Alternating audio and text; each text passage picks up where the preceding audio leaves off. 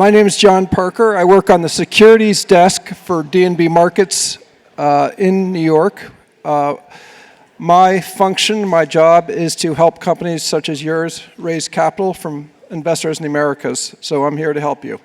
But first you have to help me and make everyone very excited about your businesses. And I'm just going to go down the line here and quickly introduce the participants. We have Tomas from Floatel International. We have Derek from Not Offshore Partners. We have Capt and Alok from Alphard Maritime. And we have Derek from Yinson Production. So a lot of offshore, I'm sorry, excuse me, Markus. Went through too quickly. I'd like to start with Captain Alok. You have offshore vessels in the Indian markets, West Africa, Middle East. Can you explain the services that your offshore vessels are providing in your markets? Other than dry bulk, offshore we have 12 assets as of now. 6 in India, 3 Middle East, and 3 in West Africa. So 12 vessels, we have 2 well stimulation vessels, 7 PSV, and 3 anchor handlers. So we have diversified our portfolio into 3 regions. So Middle East, 1 anchor handler, West Africa, 1 anchor handlers, 2 PSVs in West Africa and Middle East, and out of 6 in India, 2 are well stimulation, and 4 PSVs, and 1 anchor handler. So this is how we have diversified.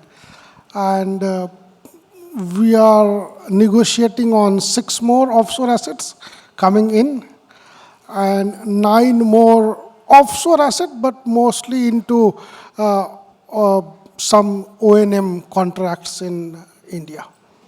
Thank you. I know you've been very active in the S&P market, and I want to get back to that, but first I want to give everyone else a chance to introduce their businesses. And Tomas, explain to me what types of projects are suitable for a semi-submersible floating accommodation unit. Where does it make sense to put your units into operation? Basically, we provide housing for the EPC company's workforce when on larger maintenance and modification projects, as well as hookup and commissioning projects across the globe. Derek, can you explain what are the reasons to create a production facility offshore requiring shuttle tankers? Is it the characteristics of the bottom, the distance from shore? What are the characteristics of an oil field that would make people go to shuttle tankers? Sure, if there's existing pipeline in place, obviously it makes sense to use that, but where new production is coming, which is distant offshore, deep water, or if the seabed's congested, then it's a much more efficient and low-cost way to take the produced oil off. It avoids the environmental impact of disturbing the seabed, and it comes a lot cheaper as well. And Markus, I got it right this time, right? That I would assume that the reasons you would use shuttle tankers are very similar to the reasons you would use FPSOs. So you agree? Anything to add to Derek's comments about why people would go to an FPSO on their fields? I mean, there are geographies where it just doesn't make sense to have other kinds of infrastructure because it's commercially not viable. So basically, our 2 businesses are very closely connected because your shuttle tankers are offloading or receiving the oil that we are offloading from our FPSOs, right? So, and especially when you're into deeper waters where you can't build, or it's super expensive to build pipelines. It makes sense. Yeah, and I think Brazil, South America, Africa, and Asia seem to be the high growth regions. And for your business, what is the reason? What's the characteristics of those different geographies that makes? Is it just the oil is further offshore, or is? Exactly, it's primarily offshore there, and you have the basins where we are producing. Brazil is the single largest market where approximately half of the world fleet is deployed. So also from a lease and operate business which we're active in, it's obviously the biggest demand factor. With West Africa being number 2, the oil is pretty similar that's in West Africa to Brazil. And then the third largest market is Southeast Asia, adding Australia to that, and we focus on those markets because we find everything we want to do there. Okay. I want to come back to you, Captain Alok. You've been very active, and we discussed in the S&P markets buying and selling assets. How do you source the boats that you're buying, and how do you make a decision to when you want to sell them? I know you're both selling and buying, and also which specific subsectors of OSV vessels are you most interested in right now? Sourcing is most difficult task, but I tell you, last 3 years, I have bought and sold 60 assets. So in offshore sectors, and I just kept buying and selling. So that has given us confidence and experience to buy asset, looking at the particular, doing one inspection, we can see to buy or not. But the decision is very simple. You buy something 30% cheaper than market and sell something more than 30% the current market. So for any asset, there will always be some seller and a buyer. But specifically, why somebody will sell you 30% cheaper, that we do mining, digging, whatever you say, we try to find owners who are having 1 or 2 assets, have been in trouble for last few years.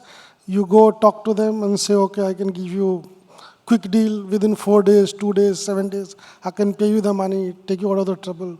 He will sell you 20, 30% cheaper. So if you can buy cash, quick deal, you will get the deal. And selling, there are newcomers coming to offshore. They are willing to give you higher money when you have a vessel charter for 5 years with a good charter. This way, positive cash flow. A listed company somewhere, they want to have a cash flow defined for few years, so they will give you 30% higher. So this is what we have been doing till now. Tomas, I've been followed your company for quite some time, and I noticed recently in one of your presentations, I think your backlog has grown over 10 times. It bottomed out sort of right after the COVID outbreak. To what do you attribute this pickup in activity in demand for your specific assets? I mean, the basic nature of it all is that what we do follows the projects for the EPC companies, which in turn, of course, comes from the oil majors' various projects where they want today maximize their own production and increase their volumes and keep it up and carry the cash flow. So whatever we do, you should look out for the EPC companies and not the drilling units, even though our design is quite similar. Derek, I know in some discussions we had, you talked about there's been a little bit of a fall off in demand, or perhaps there's been more assets than they're needed, a slight oversupply situation in your specific shuttle tanker sector. Can you talk about what you think has caused that and where you think the shuttle tanker demand is going from here in supply and demand dynamics? Sure, that really starts with the pandemic. So CapEx programs were put back quite significantly by oil majors, maybe by 18 to 24 months. So that reduced the demand that those companies would have because the resulting production was delayed. On the other side, the flow of new build tankers from the yards kept on coming. So they've been pre-ordered by those producers, and so they received vessels that they weren't able to use to the fullest extent, and so there was a net supply. That has largely worked through now, and we're looking towards the significant flow of new FPSO deliveries to actually see increased net demand. Markus, in one of your recent investor presentations, I think our bankers put it together. There's a slide that shows demand for 60 incremental FPSOs with over the next 4 years, with a budget of $96 billion, or an estimated cost between now and 2028. So that's right now there are only 200 units, I believe, in the universe. Most of these, obviously, Brazil, South America, Africa, and Asia. What are the structural reasons for this incremental demand?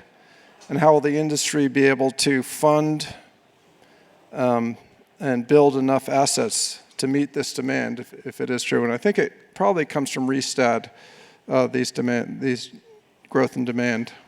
Yeah, Rystad and EMA. So the main drivers for that is it's twofold. It's on the one hand revitalizations of existing fields where you have assets that are reaching end of life, and this is something that you particularly see in Brazil, for instance. And one of our assets, FPSO Manriqueira, had first oil last year. We just refinanced her in the capital markets. Is part of such a field revitalization where 2 FPSOs are replacing 10 old FPSOs. A second driver is that you have new discoveries, and they're in particular also in Latin America, and they're talking about Guyana and Suriname, but also in West Africa, where Namibia, for instance, has also been one of the hot topics. And last but not least, in Southeast Asia, where there were discoveries in big gas discoveries in Indonesia. So the total demand that's forecasted includes not only lease and operate assets where we are active in, so we build assets that we then lease to our clients on a long-term basis and also operate the assets, but it also includes EPC projects where the clients will then own and operate themselves. And the second factor is that it's across different sizes. Yinson Production is active in the segment for mid-sized FPSOs, which basically means between 50,000 and 180,000 barrels of oil and oil equivalent production a day. And then you have obviously the smaller segment, but also increasingly the trend of very big FPSOs with 200,000 barrels plus a day production. We are not active in that segment, we are active in the mid-size segment. In the mid-size segment of those FPSOs that are forecasted to be awarded, we are talking about around 20 FPSOs. When we look at the market and how to meet that demand, that's actually a very interesting question, because the market has consolidated quite significantly over the past decade in a very unusual way, because there was no very active consolidation with the exception of Yinson Holdings taking over Fred Olsen Production, forming what's now Yinson Production. But it was more driven by companies going belly up because they took excessive market risk in a way of building FPSOs, which are highly specialized assets on specs, or taking significant residual value risk by having short-term contracts for $1 billion plus assets. So the market has consolidated. There are only very few players active, Yinson Production being one. And we are basically confronted with a significant demand, putting us into a position that we can pretty much handpick the projects we like to do, just like our peers can do it. At the same time, we have built a reputation in the market of delivering on time, which is critically important for our clients, because a month delay in delivering an asset in the current oil price environment costs the client $100 to $150 million loss in income for a mid-sized FPSO. And the second factor is also that we have the industry's highest uptime. 5 years average across our fleet is 99.7%. And even though it doesn't sound a lot, when you see a 2.5 percentage points difference in uptime, arguably doesn't sound a lot. But when you look at a mid-sized FPSO over, say, a contract period of 15 years, at an NPV 8, the difference for a client is $600 million less or more income. And that put us into a position where we are basically the first call for clients like Petrobras and others, that when they need an FPSO, they come to us basically within the mid-size segment. Thank you. And Tomas, you mentioned that briefly when we talked about the economics of doing maintenance on FPSO on the field, on site with one of your accommodation units versus the bringing it into a yard. And I just think it'd be useful to walk the audience through the selling proposition for doing it on the field. I mean, the whole decision process is for the oil companies to optimize their whole production.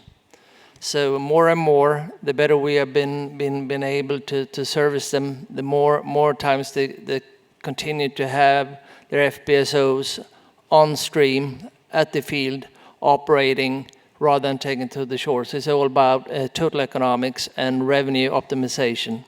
For instance, we are currently working for Equinor in Brazil at the Peregrino field. We're there We've been there for 15 months last time. We're going to be there for another 15 to 20 months this time. And they're still producing over 100,000 barrels a day while they're out in the field, which they could not do if they were going to shore. And that trend is now also leaving Brazil and coming to the North Sea, where we have multiple projects for all the major companies in Norway to support their FPSOs offshore. Coming back to Captain Alok, we had Quentin from Tidewater on earlier, and I follow his company very closely. I've seen in the last year in the Asian region, which he breaks out, I think utilization has gone from 71% to 94%, and rates have just about doubled for his offshore service vessels. Are you seeing the same thing, and how are you seeing it geographically across the different markets that you serve? India, there is a lot of opportunity. Whatever assets was available is all occupied. Everything is gone. ONGC comes out with a tender every 5 to 6 months. Every tender, the rate is going up by about 20%.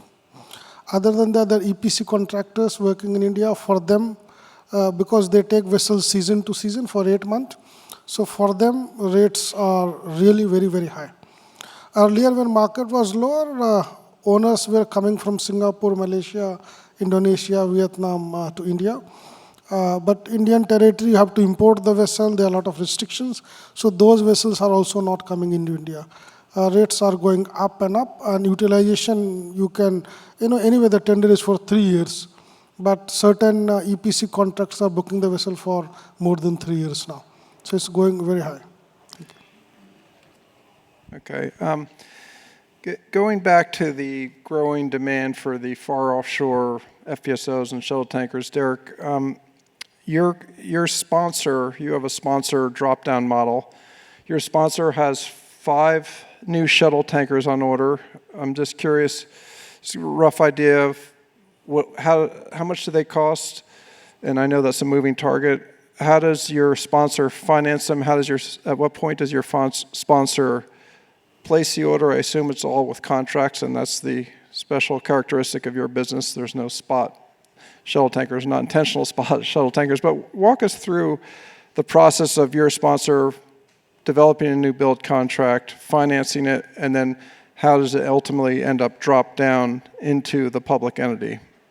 And also, I believe the public entity right now, with a little bit of softness in the market, is probably not a fair valuation. So at what point do you have to wait for the valuation on the public entity to come back before you drop it down? I know that's a lot of questions, but just walk us through the process. I can probably cover some of those here. So our sponsors, KNOP, they operate the world's largest shuttle tanker fleet. If you take account of both our own vessels in KNOP and their vessels, puts them in a very good position in terms of the ability to, market intelligence, but also ability to negotiate with both oil producers and the yards. When they put a new build order in, it's in reliance on a contract, a long-term contract, as you would expect. It also comes with debt financing that is pre-committed at that point. So you have those 3 elements coming together at the same time. From order to delivery can be up to 3 years. Specification for a shuttle tanker does include some elements that are very particular to the loading and offloading operations, particularly dynamic positioning systems and so on. So costs can come in as much as 50% higher than the equivalent conventional tanker. And as I say, it tends to be up to a 3-year advance look as well.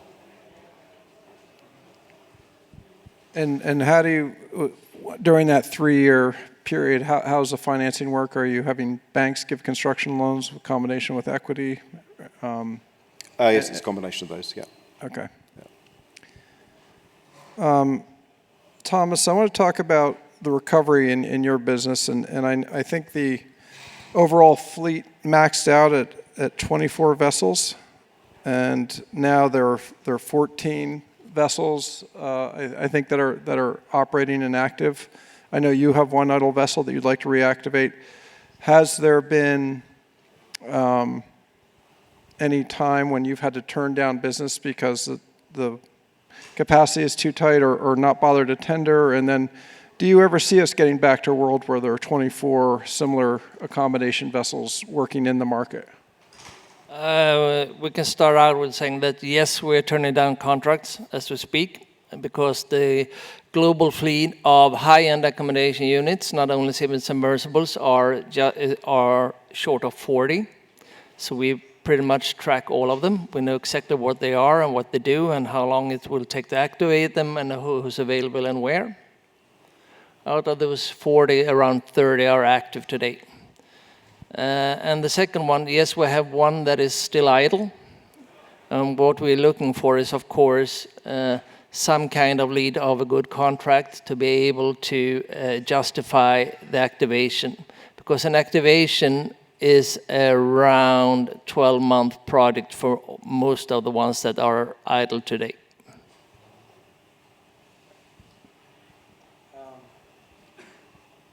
We go back to Markus. With this huge demand for new FPSOs, if it comes to fruition, and you would obviously be, I assume, a large player in building out the 60 FPSOs. You now have 9 FPSOs. Where does the equity come from for that? Would you raise? Obviously, you can get a certain amount of financing in the bank markets and the bond markets, but does additional equity for your business come from cash flows, or would you be looking to raise additional equity in the capital markets?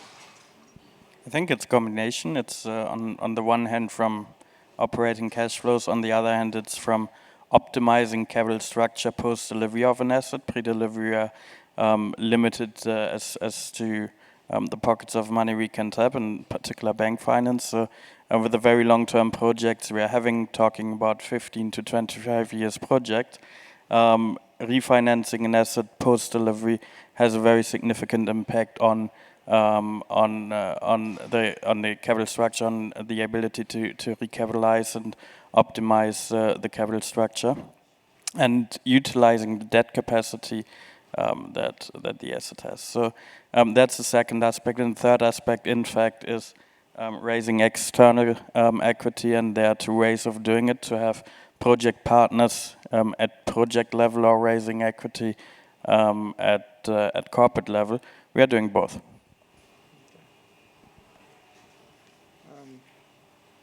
How many FPSOs could your current staff manage, do you think? Your current headcount? Manage is a lot more than... I mean, excluding the offshore vessels, if you talk about your engineering team and also your general G&A team. The limiting factor when it comes to new FPSOs is the number of project teams. So we have 3 project teams, and you cannot just hire a project manager or project team and tell them, you now do it in the way we build FPSOs. We have a quite different way of building FPSOs to our peers. So the scalability of our business is limited in terms of building or converting FPSOs. In terms of management, it's way easier.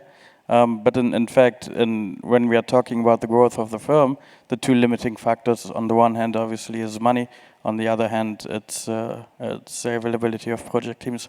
Now, the good thing is we are delivering 2 projects which are currently on order under construction this year, which means that we are freeing up 2 project teams and can start 2 new projects within the next, say, 12 to 18 months.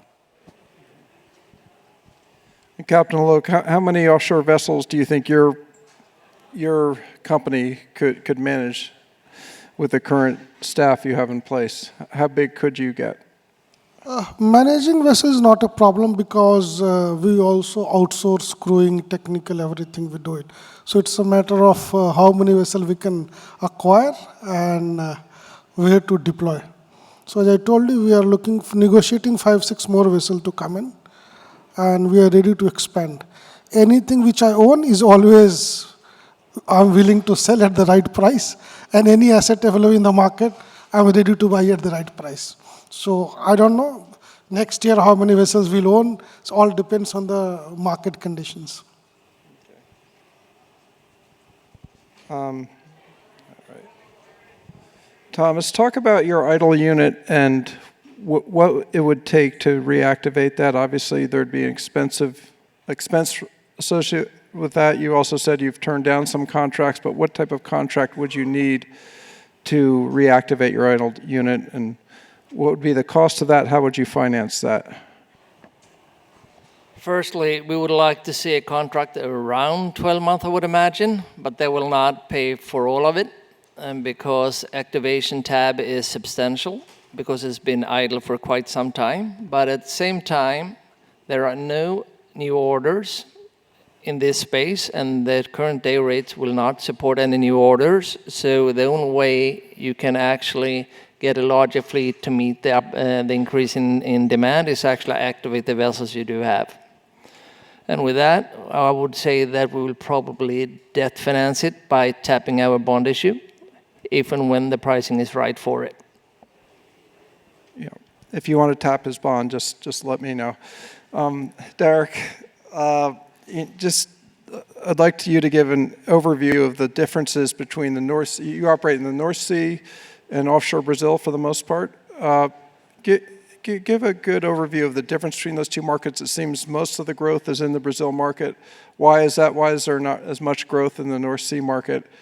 And do you see this expanding into other use of shuttle tankers, expanding to other geographies where it's not currently used? Sure. The North Sea is a very mature market, and so we're expecting growth there to be modest in the next few years. The biggest stimulus to activity that we expect coming up in the next 12 months or so is the production start on the Johan Castberg FPSO, which is due, I think, either late this year or early next year. So it is a very mature market. Brazil is very much in a growth stage. We've heard about the amount of FPSOs that are due for delivery in the next few years. It's clearly a national priority in Brazil to both sustain and grow oil production there, both in the interests of the domestic fuel market and also in terms of government income as well. So we expect the greatest growth in Brazil. We've got new vessel orders, as have others in the market in Brazil as well. We expect there to be a net demand that's quite significant in the Brazilian market, even with those new orders that are there. So we anticipate new order flow to come through, and if anything, that's going to be an endorsement of the market rather than a concern over net supply. All right, I want to go down the line here, and I'll start with Markus. Just where if you sit in your planning and you're thinking about what would define success 5 years from now in terms of number of units, number of money, how many stock options you have, what would define success for you and for your business in 5 years that you would say, I've really accomplished everything I wanted to do in the last 5 years? So number of units for us is not really success factor.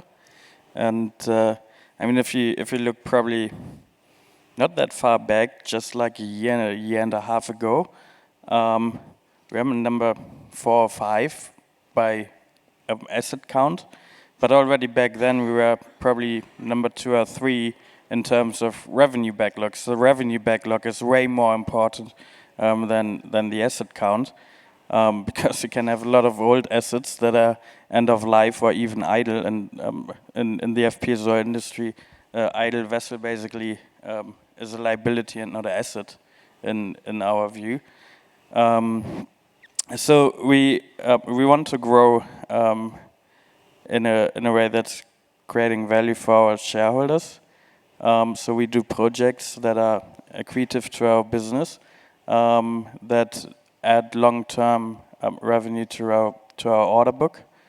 Today we have more than 22 billion, and with that we are second largest independent owner and operator of FPSOs in the world. Maybe in 5 years from now we are going to be the largest. Let's see. But the demand is there, the growth opportunity is there, and we certainly want to capitalize on that opportunity. Now, in terms of financing, I'm inclined to say I found a good modus operandi to support that growth.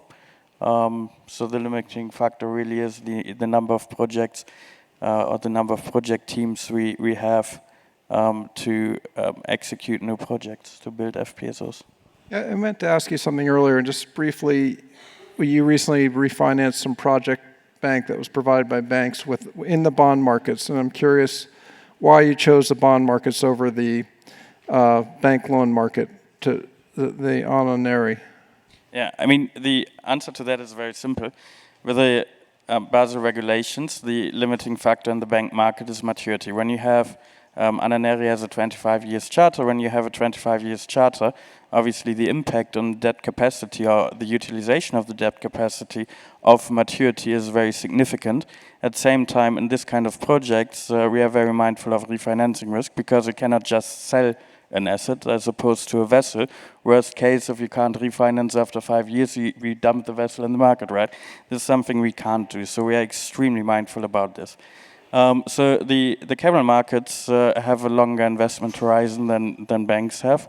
And this is what I was basically alluding to earlier when I said that post-delivery, when you refinance and recapitalize a project, you can basically, by tapping different pockets of money and here institutional investors, optimize your capital structure, reduce or ideally close the gap between loan and debt capacity of a project, and free up equity that you can then use and, for lack of a better word, recycle for new projects. So the capital markets, in our view, is a natural place for refinancings of this kind of very long-term projects. To give you an example, the Ananeri project bond has a maturity of 18.2 years. I think such maturity is impossible to get in the banking market. Where's Andrew? I'm sorry, Captain Alok, let's talk about what success would look like for you in 5 years. In addition, I'll mention to your offshore vessels, you also own 3 Cape-sized vessels. I think you manage over 35 pure shipping assets. You should come back tomorrow when we talk more about shipping. But tell me about what success would look like for you in 5 years. For me, net worth has to increase 5-fold. That's the success for me. And I need to make money not for myself. The people who financed me, my employees, everybody has to make money. I always think the whole associated people have to make money for me to make money. It can never happen that I make money, you don't make money. So anybody who has been associated as an employee, financier, banker, anybody who has come, I want everybody to make money through me. Okay. And Derek, just very quickly, what does success look like for you in 5 years? You 5 vessels, I think that you'd like to drop down ultimately, but what else is on your agenda over the next 5 years? Sure, we have a pretty cash generative model, and we'd like to see that deployed into getting those drop downs in if possible. We think there's going to be incremental new orders in the market that haven't been set yet, and we'd like to be part of that too. Okay. And then Tomas, success for you, I assume would be reactivating your idle unit, but what else are you looking for in 5 years to have accomplished? I mean, we're gonna stay true to our nature, stay within accommodation, and that means that the space is quite limited. So we will not order any new units because I cannot see anyone doing that and supporting that for the future. So there will hopefully be some consolidation in the market, and we will of course want to be that player that does the consolidation because we are one of the 2 largest ones already to date. Okay, well, success for me, we just placed a $300 million bond for the Ritz-Carlton Yacht Collection. Success for me would be able to go on one of their trips. But with that, I'm gonna give back a couple of minutes of time. I know cocktail hour is approaching, so I think you all appreciate that. Thank you all very much for joining the panel.